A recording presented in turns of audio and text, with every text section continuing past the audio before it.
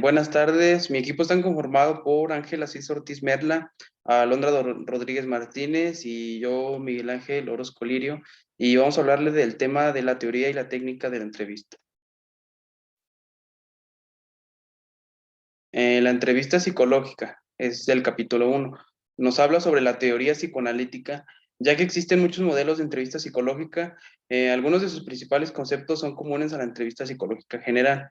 Esto facilita el entrenamiento de los estudiantes para que sean nuestros entrevistadores, así preparándolos para ejercer esta actividad en los diferentes campos de la empresa.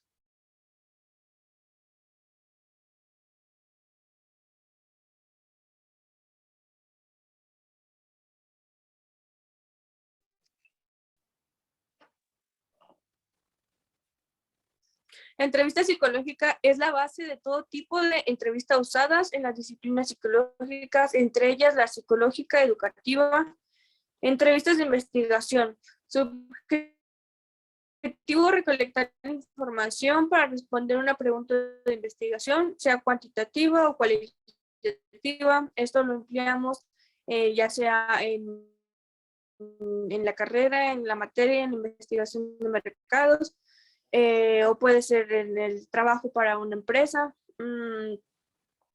Entrevista psicopedagógica, determinar las posibles interacciones en el proceso de enseñanza-aprendizaje, además de localizar sus causas e influye en su solución. Entrevista orientación vocacional. Se realiza con el fin de asesorar a un sujeto en la elección de un empleo, escuela, carrera, en función de sus características, aptitudes, entre otras cosas. Ya de que lo que quieras para, pues sí, orientación vocacional, qué quieres estudiar, para qué eres bueno, para qué no. Esto sirve mucho para saber escoger una universidad, para saber bien a qué ramo ir, personalidad de un sujeto, motivaciones, frustraciones y dinámica de personalidad. Puede ser diagnóstica, terapéutica y eso sería. Pues como su nombre lo dice, es una entrevista clínica, en historial clínico. Entrevista laboral. Se aplica para conocer las características de un sujeto para elegir al más.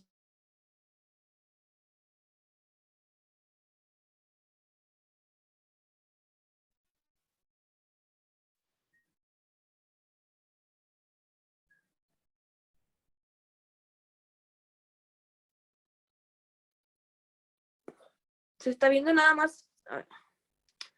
Es que me sacó.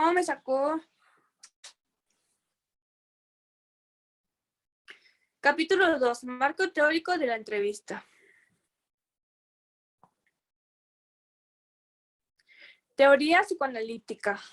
En el psicoanálisis, Freud sugería que la mayor parte de los llamados síntomas neuróticos tenían su origen en sucesos, integrado por tres elementos distintos que interactúan: el ello, el yo y el superyo.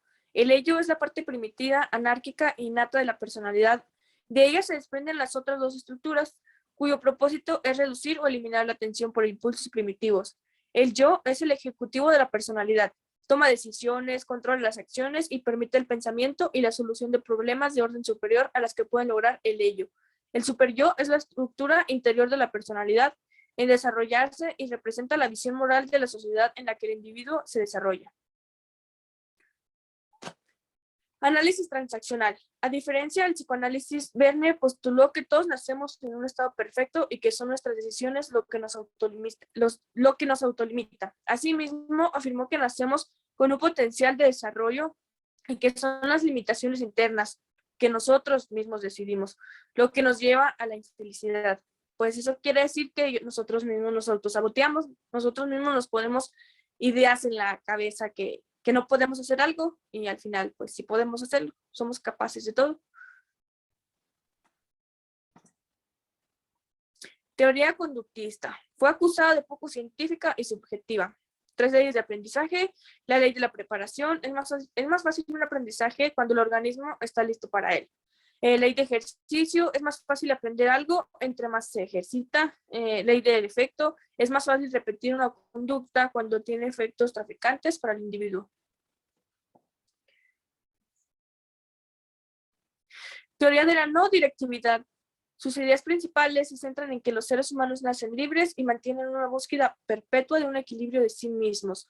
Para tener esto y aplicarlo a los seres humanos, los filósofos fenomenológicos decían que, por ejemplo, para entender la melancolía, Se pueden hacer dos cosas: estudiar objetivamente a la persona colocándose imaginariamente en un portaobjetos para ver y registrar sus pensamientos, deseos y acciones, tratando lo más posible de alejarse para no contaminar con las ideas lo que se observa. Postura epistemológica del positivismo.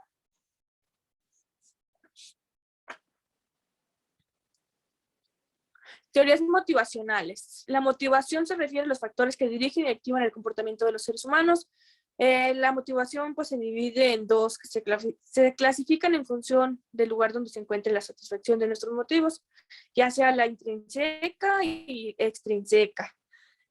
Los ejemplos de esta es, pues, la intrínseca surge de factores como los intereses o la curiosidad, es decir, de la tendencia natural a buscar y superar desafíos cuando se trata de intereses personales y de ejercer las capacidades cuando se tiene esta motivación.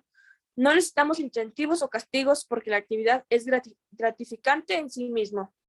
Es cuando realizamos una actividad que es para bien propio, o sea, pues sí, es un interés personal que nos lleva a gustos pues personales y que lo hacemos pues sí, por gusto. Y en cambio, si hacemos algo para obtener una calificación, evitar un castigo, experimentamos motivación extrínseca. Eso lo podemos ver pues a lo mejor en algunas materias o con nuestros papás. Lo 3 habla de los elementos psicológicos presentes en una entrevista. Introducción. Todo proceso psicológico opera desde el momento en que dos seres humanos entran en contacto. Cuando el contacto establece también, entra en contacto las experiencias, ansiedades, resistencias y transferencias de cada uno de los participantes de la entrevista. Como consecuencia de estas interacciones humanas, los entrevistadores y los entrevistados revelan de manera no siempre consciente ni voluntaria. Algunas de las situaciones comunes de la resistencia es evitar los temas. Es muy propio de cualquier ser humano evitar las situaciones que nos producen angustia o vergüenza. El sujeto pretende una y otra vez evitar dichos temas o rehuirlos, entonces podemos identificar que estos son intentos de un tipo de resistencia.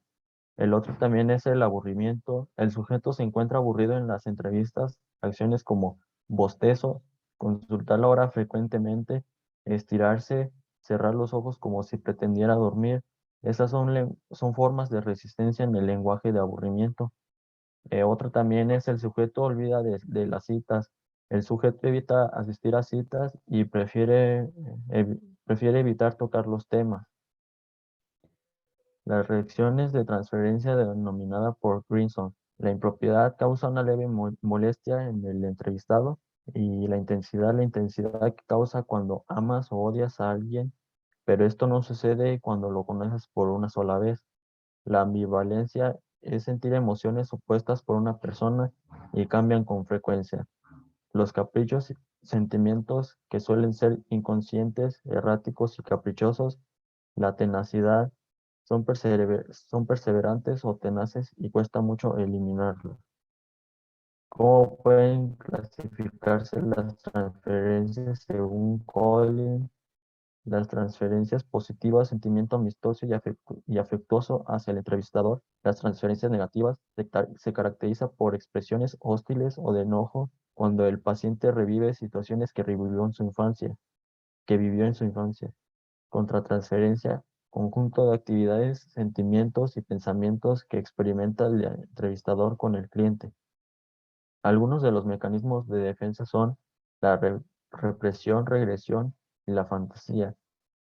La represión es mantener el inconsciente de todas las ideas, recuerdos, deseos o impulsos inaceptables o desagradables.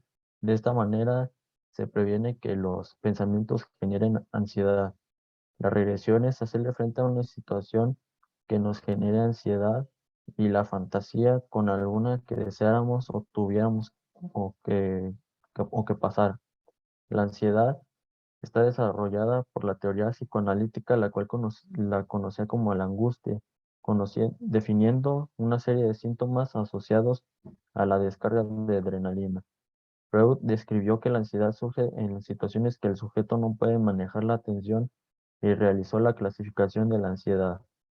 La clasificación de la ansiedad está la ansiedad objetiva que surge a partir del medio del exterior o causa del medio que se debe a un peligro verdadero. La ansiedad neurótica, a diferencia de la ansiedad objetiva, esta no está directamente vinculada hacia el exterior, más bien por parte del yo hacia los impulsos. La ansiedad moral, el miedo surge por las demandas de uno mismo y es percibido como autodesprecio. La culpa, deseos de castigo, en algunos casos hasta la depresión. Catarsis. Cualquier persona que ha ayudado a alguien escuchando sus problemas o ha presenciado ocasiones en el que el llanto u otra emoción intensa acompaña estos relatos, experimentan un alivio después de este fenómeno, el cual es denominado catarsis. La catarsis puede definirse como el despliegue de emociones, como un acto de explosión emocional asociado con la rememoración de un hecho o la narración de un problema.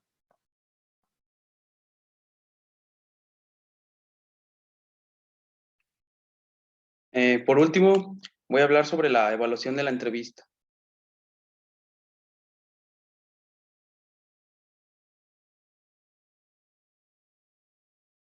Eh, la evaluación de la entrevista se basa a través de los informes de la entrevista.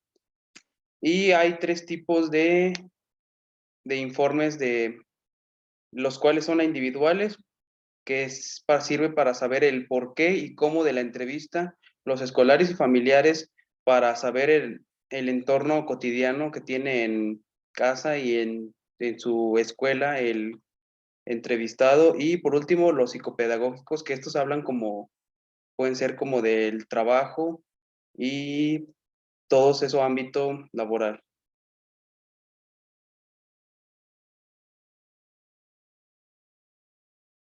Bueno, como había dicho anteriormente, la entrevista individual, pues es una técnica de recopilación rápida para utilizar los recursos necesarios para la realización, que se convierte en la principal herramienta que es indispensable para una de estas entrevistas.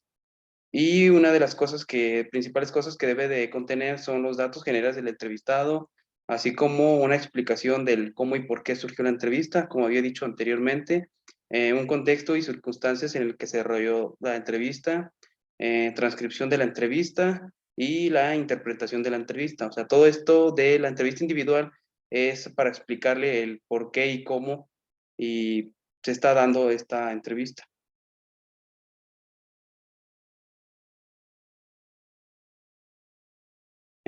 Bueno, sigue el informe de la entrevista escolar y familiar.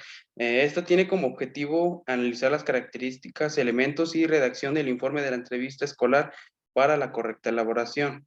Em, También dice que se trata de distinguir los rasgos más relevantes de la personalidad del entrevistado para ubicar en los grupos del comportamiento humano. Uno de los datos que debe llevar son como pues, los datos del alumno y su contexto familiar en el que en el que se encuentra, así como su grado de autonomía, sus juegos y ocios, la salud y intervenciones escolares, sus valores, pasatiempos, etcétera. Y también se encuentran las características y servicios del pueblo o barrio, grupos de referencia y contexto escolar y familiar.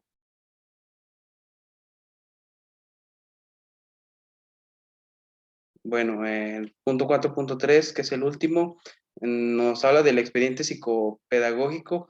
Es que diagnóstico psicopedagógico es un proceso mediante el cual se integra la información relevante acerca del paciente. La interpretación de esta información siempre debe realizarse dentro del contexto de la vida de la persona.